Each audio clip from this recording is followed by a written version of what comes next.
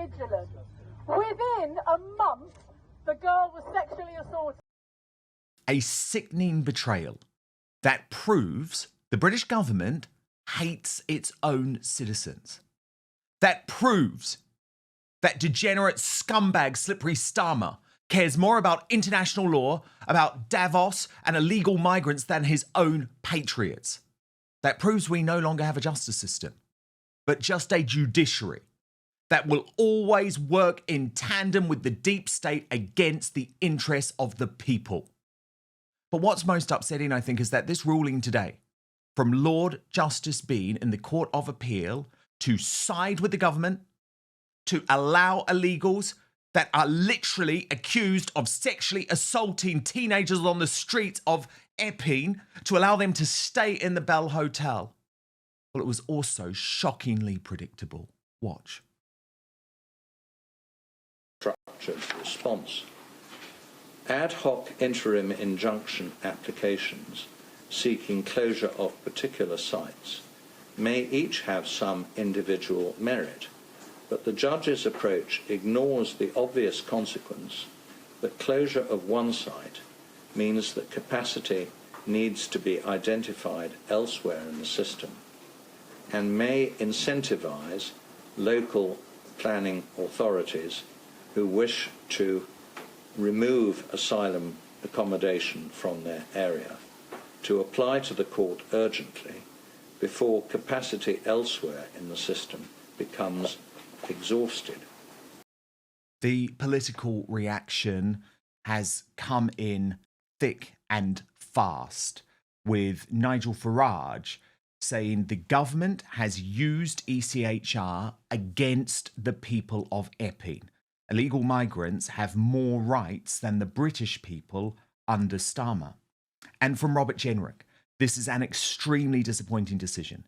Yvette Cooper used taxpayer money, your money, to keep open a hotel housing illegal migrants. The government's lawyers argued accommodating illegal migrants was in the national interest. In court, they said the right of illegal migrants to free hotels is more important than the rights of British people. Well, they are not. The British government should always put the interests of the British people first. But Lord Bean didn't today. Watch. And urgency of the matter we are giving judgment today. The Court of Appeal's decision on the Home Secretary's appeal relating to joinder as an intervener to the Council's application. The Court of Appeal grants the Home Secretary's application for permission to appeal against the decision dismissing her application for party status, and further grants the Home Secretary intervener status in the litigation between the Council and Somali. The Home Secretary has clear statutory duties towards asylum seekers in this country. Here's how Sly News is reporting the decision. Undesirability of incentivising protests. Now, essentially what the judge was saying there was that while Epping Council had partly argued that they wanted the asylum seekers out to stop the protests happening here, what this judge was saying was, well, effectively that worked if that interim injunction had gone ahead and the asylum seekers had been moved out, and therefore that would incentivise protests in other parts of the country, as indeed we've already been seeing. So now, back to ground zero Epping. All summer long, we have reported on Outspoken how the residents of Essex have become Slippery Starmer's worst nightmare, bringing the true horrors of the UK migrant hotel crisis and invasion via the southern border to the world at large. And that is not going to change as a result of this decision, as Adam Brooks has posted this afternoon.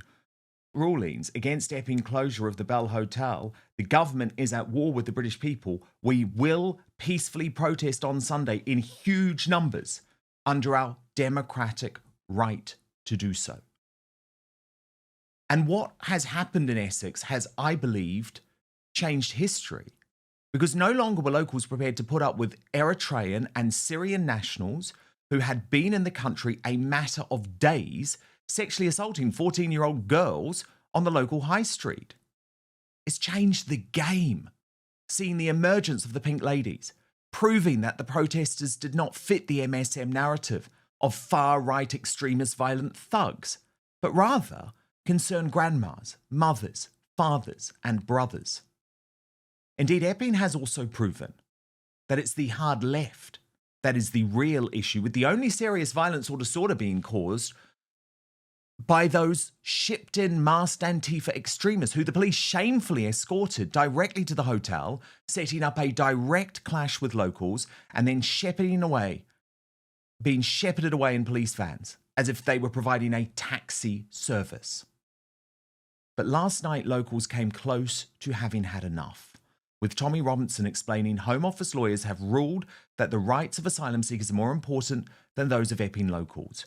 Relevant public interests in play are not equal and are fundamentally different in nature. Edward Brown, KC for the Home Office, told the Court of Appeal that housing asylum seekers was in the national interest.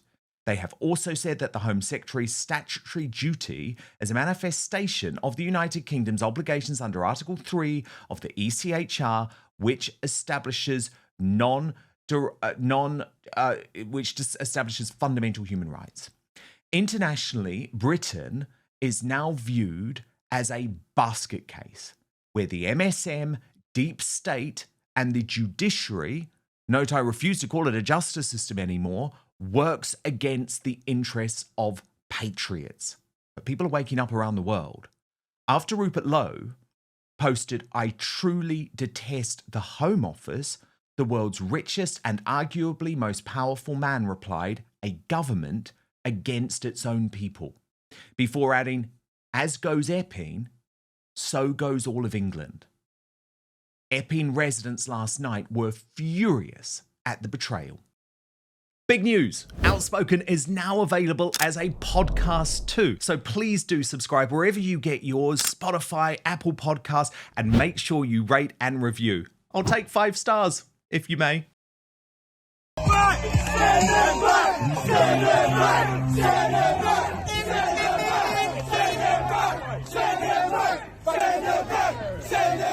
Get the protest there now! Send them back! Send them back! Send them back! Send them back! Send them back! Send them back! Send them back! Send them back! Send them back! Send them back! Send them back! Send them back! Send them back! Touch me!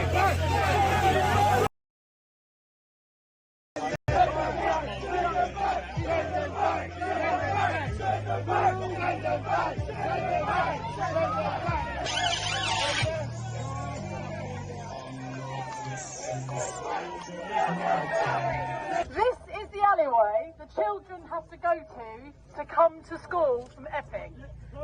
It's dark and it's unmanned. The school wrote to us in June saying, "Be patient, be careful, your girls are being approached in the high street, please be vigilant."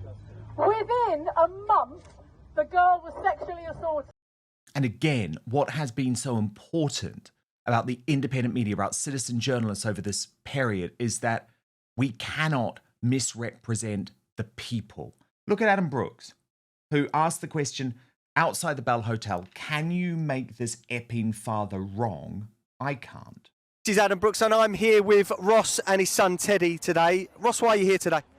Just to fight to support our kids, really. I've got my son here, my daughter's having a baby, so my grandchild, and we just care about the future of our children, and the safety of our women and ladies out there, It's just, it's not a racist thing, it's not a political thing, it's just the fact that, certain people are coming in the country, no one knows who they are, and they're just ruining, they're making us look all silly because we're now getting up with it. But there's genuine people who come into the country who work hard. Yeah. And it's tarnishing them, and it's not their fault. No. But when you've got ones coming with no paperwork, and that they're putting our kids in risk and our women in risk, then we've got to stand tall, haven't we? We've all got to stand tall. Look, a lot of people out there, especially on the left, will try and say this is a racist gathering. It's all about the colour of their skin. What is the message you'd like to say to those sort of people? Grow up. Listen, I'm not being funny. This ain't a racist thing at all. There's no racism here. Right? It's about illegal immigrants who no one knows who they are, affecting our women and children. It's not racist. We've all got multicultural people coming down here. There's every single skin colour you can see. So it's not nothing to do with race. Not at all. Even if the government had lost today, they were still going to take this to the Supreme Court because this is a government against its people. As Calvin McKenzie wrote, nice try, Epping, but this was what you were up against. One of the appeal court judges, the bloke who we saw, Lord Justice David Bean, a Labour Party member for 28 years, former chairman of the Society of Labour Lawyers, not to mention he was a founder of the Matrix Chamber, which included the Attorney General, Lord Hermer. I often hear lawyers here criticising the US Supreme Court when judges are picked for their policies. It's much worse here. They're all bloody socialists, and the people of Epping will be the victims. Indeed, patriotic barrister Stephen Barrett announced even before the decision was taken that he was going to be pursuing this. Writing, I have tonight, because this was last night, submitted a complaint to the Judicial Conduct Investigations Office regarding Lord Justice Bean. He should not have heard the Bell Hotel appeal. I make this complaint in advance of judgment because my concern is public trust and confidence in the judiciary. But even though there has been huge disappointment and anger, understandably caused by this decision, the change caused by the Epping patriots has still totally altered the game this summer. Indeed, the US Vice President, JD Vance, has even backed the Raise the Colours campaign overnight, with Rupert Lowe explaining sense from the Americans, JD Vance telling Brits to push back against the crazies offended by our flag. Consider it done.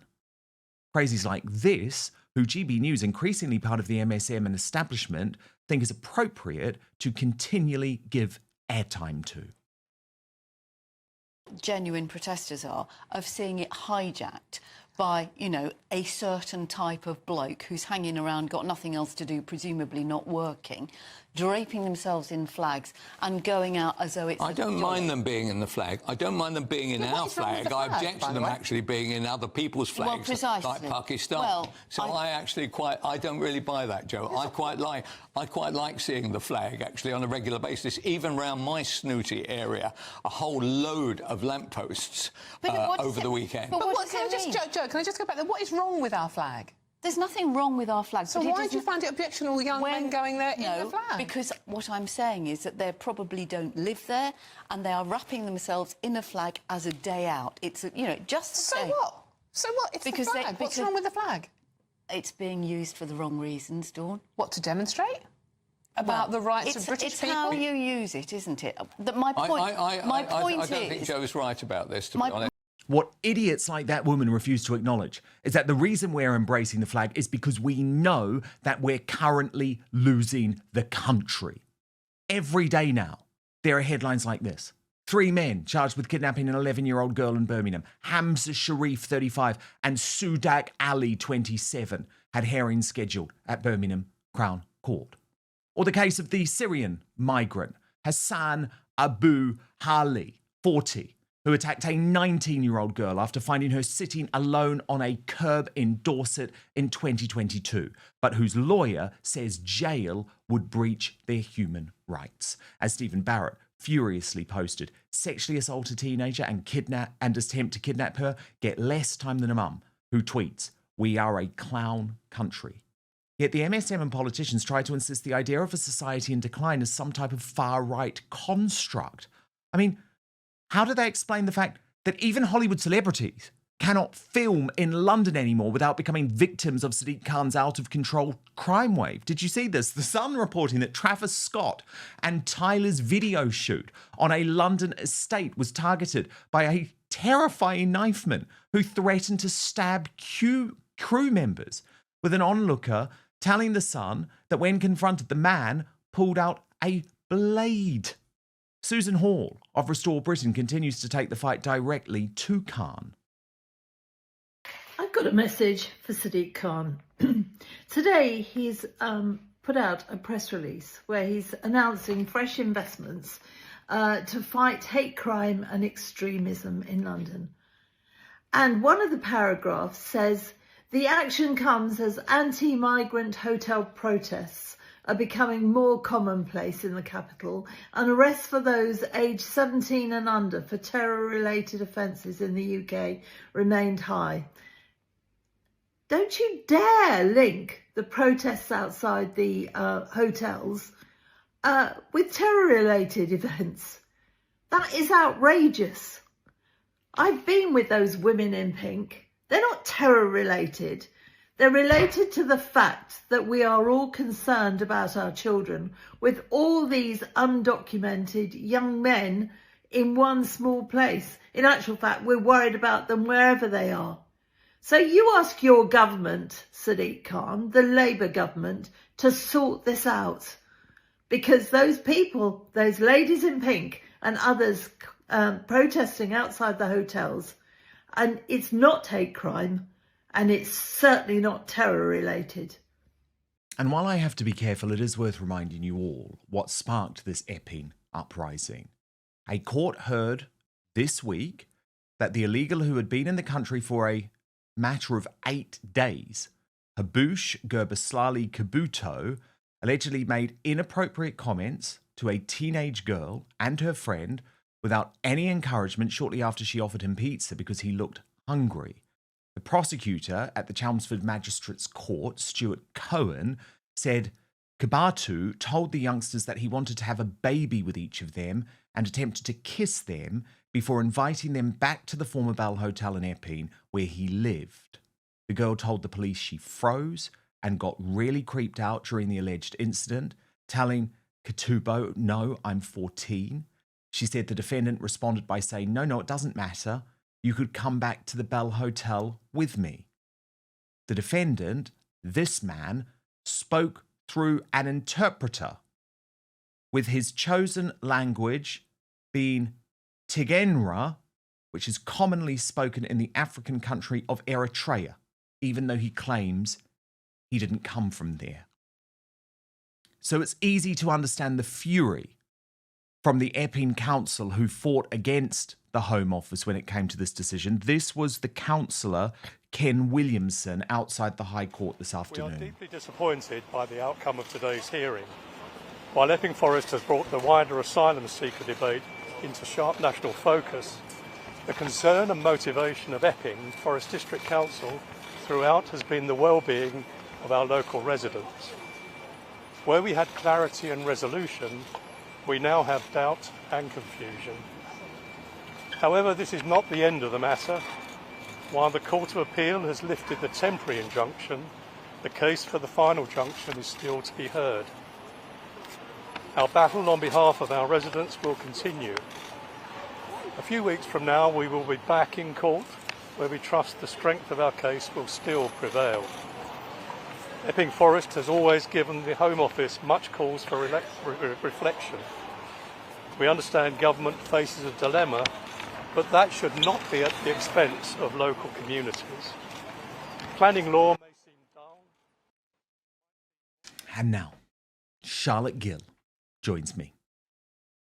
But first, the number one worst fruit for your waistline. Look, are you turning healthy fruits into highly unhealthy fruits without even realizing it? Fruit can be one of the healthiest things you can put into your body. But the majority of Americans are guilty of making this single mistake that can counteract all of the health benefits of fruit. Some fruits can help with occasional constipation, reduce bloating, and even help burn calories. Others can wreak havoc on your digestive system and energy levels. Now, I came across this viral presentation from world-renowned heart surgeon Dr. Stephen Gundry that showcases the 3 fruits to stop eating today. It was shocking. I had no idea. And after finding it out, I've stopped eating these 2. I'm going to put a link for you all to watch it because I want you all to gain this information. I think it's truly important, actually. You can go watch it right now at thehealthyfat.com/outspoken.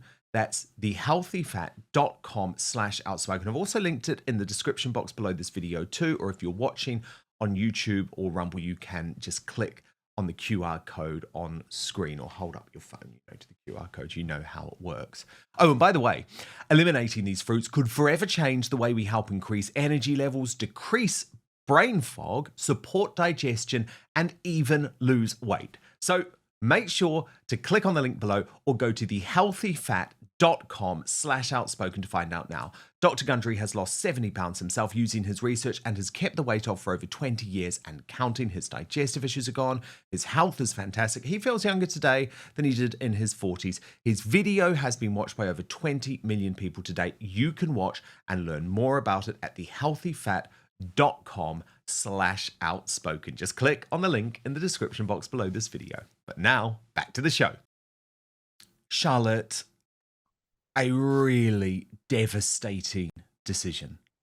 After everything those residents of Epping had done, all the peaceful protest, the movements up and down the country, the pink ladies, the Raise the Colours operation, in the end, I believe the judiciary, I don't call it a justice system, was always going to side with Yvette Cooper and this evil government. Yeah, well, I mean, ultimately they're building the case for leaving the ECHR rather.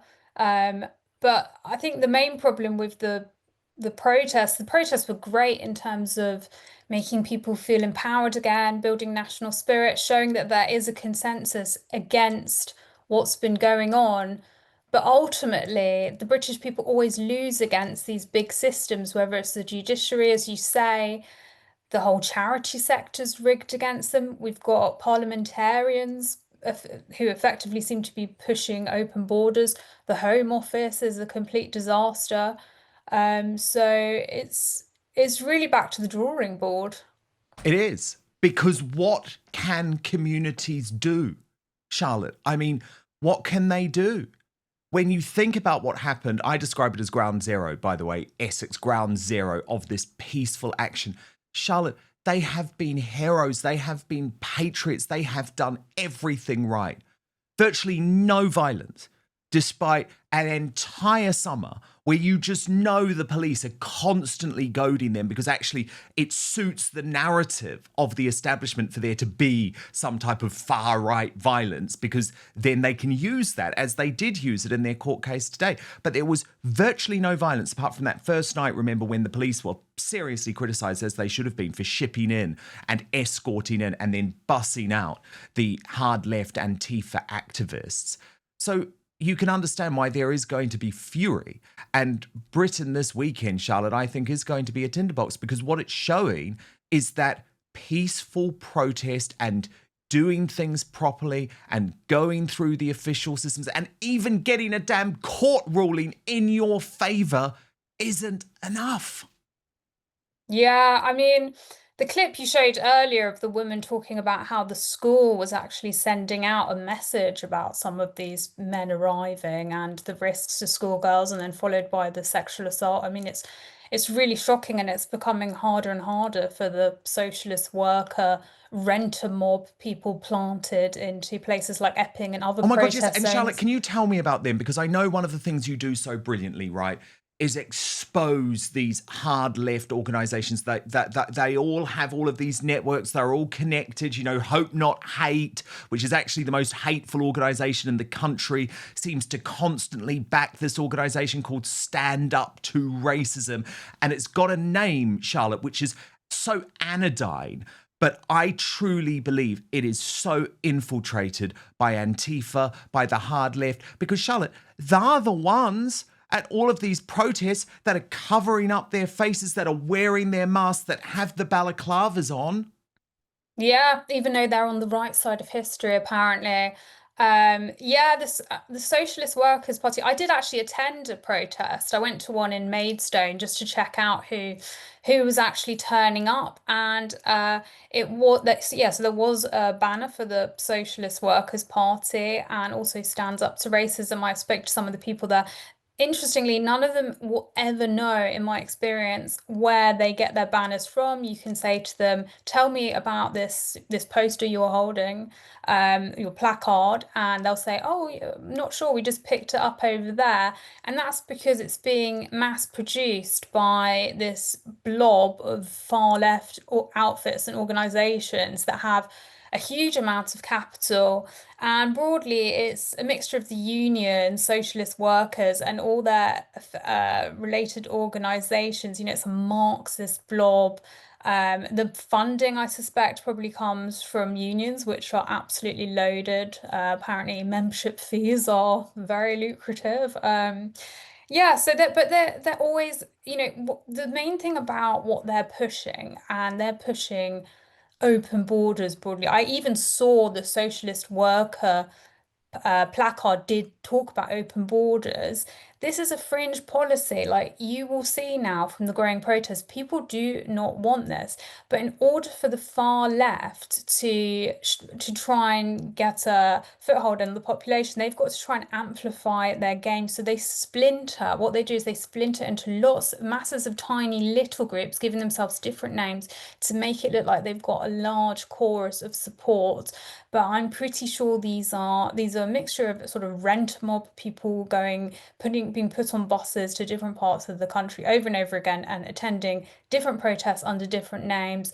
And they are also quite effective at mobilizing locals, sort of concerned locals. And when I spoke to people at the protest I went to, they talked about how the Greens had advertised these protests, and the Greens are basically Corbynistas for long reasons, but that's an important part of it as well. Indeed. Charlotte, some more political reaction that I just want to get to.